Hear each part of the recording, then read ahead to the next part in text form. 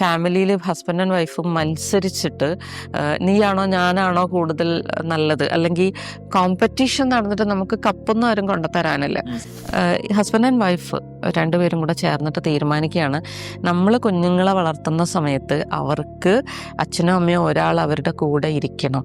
അപ്പോൾ അങ്ങനെ ഇരുന്ന് കുഞ്ഞുങ്ങളെ നോക്കുന്ന സമയത്ത് ഇയാളുടെ മെൻ്റൽ ഹെൽത്ത്, ഇയാളുടെ ഫിസിക്കൽ ഹെൽത്ത് ബേൺ ഔട്ടായി പോകാതെ ഇയാൾക്ക് ഹാപ്പി ആയിട്ട് കുഞ്ഞുങ്ങളെ വളർത്താനുള്ള സാഹചര്യം, ബാക്കിയുള്ള നീഡ്സ് ഫുള്ളും, ഇമോഷണൽ നീഡ്സ് ആണെങ്കിലും ബാക്കിയുള്ള നീഡ്സ് ഫുള്ളും ഇദ്ദേഹം പാർട്ട്ണർ ഇത് ഫുൾഫില്ല് ചെയ്യാനായിട്ട് റെഡി ആവണം.